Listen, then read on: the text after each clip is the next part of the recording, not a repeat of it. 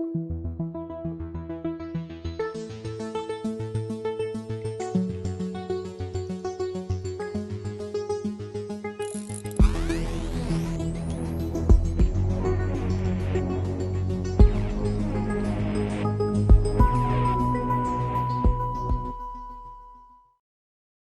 is a little bit longer than the average moment with Bob, so I won't call it a moment with Bob. Maybe a moment squared or something, but I think you'll find this entertaining. So sit back, take it easy, put your feet up, have another cup of River Moon coffee, or if you're like me, another iced River Moon coffee, and let us begin. This one's entitled The Middle Ground Between Light and Shadow. Part 1. Hey, Mike. Although the Twilight Zone was canceled in 1964 and Rod Serling died in 1975, the ideas didn't die. They weren't canceled. For decades, we've all lived in the Twilight Zone. I can prove it. Close your eyes. Take a deep breath. Exhale. And then ask yourself a simple question. A question you might ask, who is the President of the United States? Now, open your eyes. That's the signpost up ahead. Your next stop, the Twilight Zone. Imagine this. It helps if you imagine it in black and white. It's election night 2008. You're watching television. Barack Obama has just been elected president. You're about to switch over to Fox News to see how they're covering this momentous event, and the power goes out in your house. Look out the window and see that your block is dark. Your phone doesn't work. You tune on your battery-powered radio. Nothing. You turn on your fully charged laptop, but it won't boot up. Your emergency flashlight doesn't even work. You open the front door to see how your neighbors are dealing with the possible citywide blackout. You hear nothing.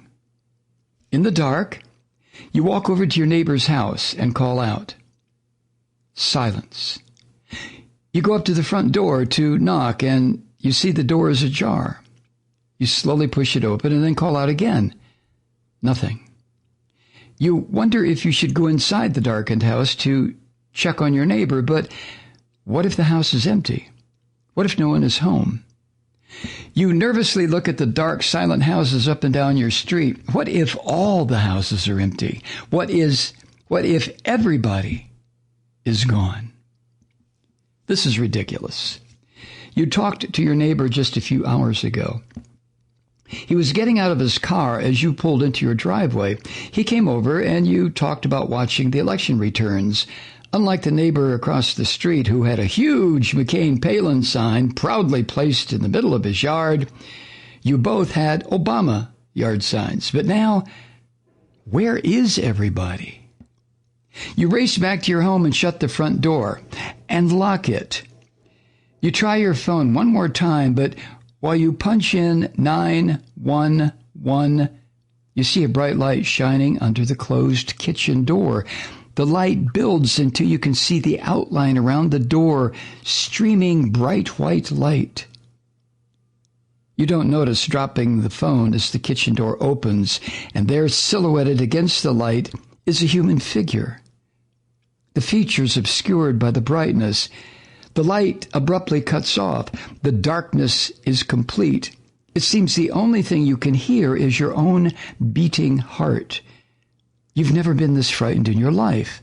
You're not alone in the house. There is someone else with you. You can't see a thing, and the intruder is silent in the dark. You hear a sound. A match strikes and lights a candle. You finally make out who is standing at the threshold of your kitchen. It is you. It's not a person that just looks like you. It is you. You recognize the shirt you bought a couple of weeks ago. He's wearing your shirt. It is you, standing in the kitchen doorway, holding a candle. You stumble backward into your living room and fall into a chair. Your doppelganger enters the room, places the candle on the coffee table, and sits in the chair opposite you. You notice he's carrying a briefcase, your briefcase. He speaks. 8 years from tonight, Donald Trump will be elected President of the United States. The Republicans will control all three branches of government. During his first year in office, you will think about Donald Trump at least once every day, sometimes more. You and the people you know will talk about what the Republicans and the Trump administration are doing every single day, because what they will do is horrendous. He opens the briefcase, takes out a bundle of newspaper clippings, and puts them on the table. This isn't everything. These are just some of what the Republicans will do once they get into power. You ask, what do you want me to do? I don't know if there's anything you can do, but you have to try. There isn't any time. He reaches over and blows out the candle. The momentary darkness instantly dissipates as all the lights come back on in the house. The television and the radio you turned on blare into life. Your visitor is gone. You go to the front window and look out. The street lights and the houses on your block are lit again. You see on the coffee table the sheaf of newspaper clippings. You pick it up. On top is a New York Times editorial entitled 100 Days of Horror. The next clipping is the front page of the Boston Globe from Sunday, April 8th, 2017. The headline, Deportations to Begin? President Trump calls for tripling the ICE force. Riots continue. As the television shows crowds of people celebrating Obama's election, you begin to read. Part 2.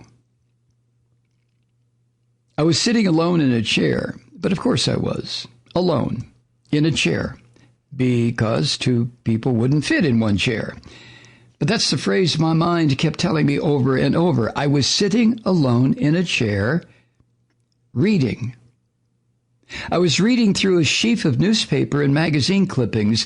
The television was on. The radio was on. All the lights in the house were turned on. It was Tuesday night, November 4th, 2008. Barack Hussein Obama had just been elected President of the United States.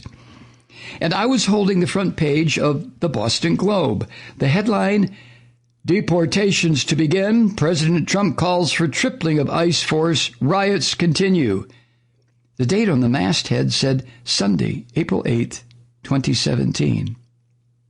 I was reading a story that wouldn't be printed for 9 years. Where did it come from? The future, of course. Who gave it to me? I did. This is where everything breaks down. I can't explain the how of it. I can only describe what I saw. And what I saw was this. While standing in my living room, I saw myself appear in the kitchen. In shock, of course it had to be shock, I stumbled backwards and fell into a chair. This chair. The me in the kitchen came into the living room and sat in the chair opposite me. He took from his briefcase, I forgot to mention he was carrying a briefcase, my briefcase. He also was holding a lit candle. Did I tell you it was dark when I first saw him or me? That's why he had lit a candle. The power had gone out. That's right. I remember it clearly now. There were no lights anywhere, just the light from the candle. He put the candle on the coffee table and took out newspaper clippings from the briefcase, my briefcase, and put them on the table. And then he said, or I said, Donald Trump will be the next president of the United States. No, I've got that backwards. First, he told me Trump would be elected, and then he took out the clippings. That's right. That's what happened. It's important to get things in the right order. Then he blew out the candle, and for a split second, it was as dark as a tomb. And in the next instant, all the lights and the television blared back on, and he was gone. I reached over and picked up the newspaper clippings and began to read. I was sitting alone in a chair, reading. And now I'm back where I started. I wish this was where the story ended, but it didn't. I was holding pieces of the future in my hands. Where else was I to go? It seemed obvious to me now. Everything on Earth, down to its last atom, is destined to go into the future. So I went too. I can't tell you specifically, day by day, minute by minute, second by second, what it was like to go into the future. That is, I can't tell you how it happened in real time. It would take too long. Time takes time. But I can tell you how it felt, how I perceived going into time. There I was, sitting in a chair, Tuesday night, November 4th, 2008, reading about Donald Trump in the year 2017. I had just been told by me that Donald Trump would be elected president in 2016. The reason I kept reading Seekers, Mike Malloy was here. I did not want to lose focus. The pieces of paper in my hands were more real to me than the images of Barack Obama on the television screen. And as I continued to read, everything around me began to lose its substance, its there-ness. I began to go into the future where passing through time is silent, if the wind is silence. It's hard to keep everything in order. Once disengaged from time, I no longer raced from one moment to the next. Time does not pass. It just is. Everything that has happened and everything that will happen is happening right now, simultaneously. It's hard to describe because I'm used to events happening one after another, but I'll try.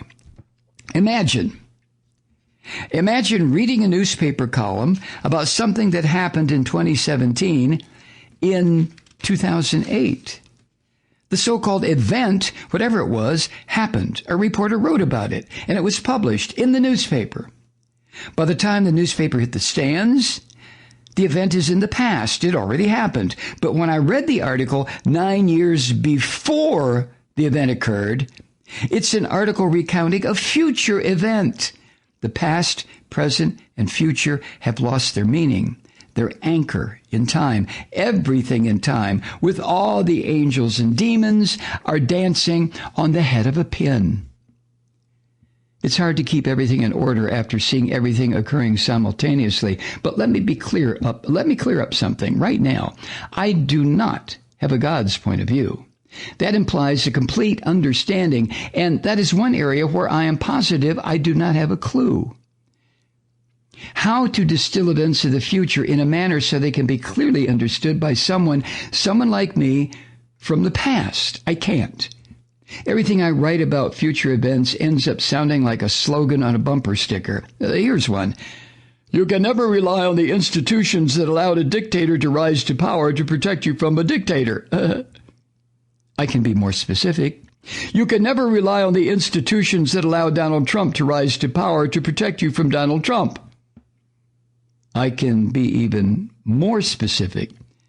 The institutions that let Donald Trump rise to power allowed families to be ripped apart and the children were locked up in concentration camps. Allowed an unchecked pandemic that in less than 6 months infected over 5 million Americans and killed over 160,000 of them, refuses to help 40 million Americans facing eviction. To put it bluntly, the institutions that let an authoritarian rise to power will never come to the aid of the people. Here's another slogan. Focusing on one symptom will never solve a systemic problem. I could go on, but I don't see the point. There was and is something so fundamentally wrong about America's past and present, it's almost impossible to avoid its inevitable future.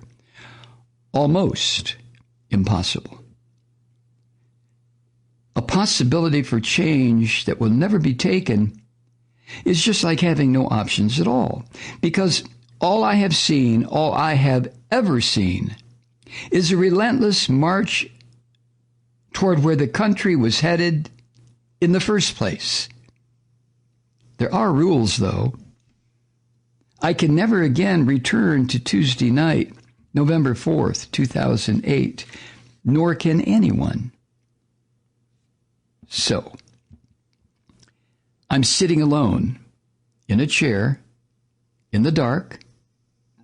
I have been so frozen by time, I cannot even move the smallest of muscles to blink. Passing through time is silent. If the wind is silence.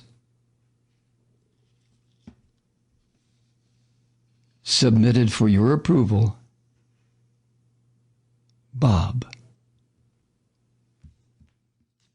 Hey, Truth Seekers, Mike Malloy here. While you're sheltering in place and practicing safe social behavior, probably catching up on the Malloy cast, remember, we have a new weekly program just for our patron supporters. There are other thank you gifts for your support. Remember, visit MikeMalloy.com and click on the big patron link on the main page. You can't miss it, and we can't do without you.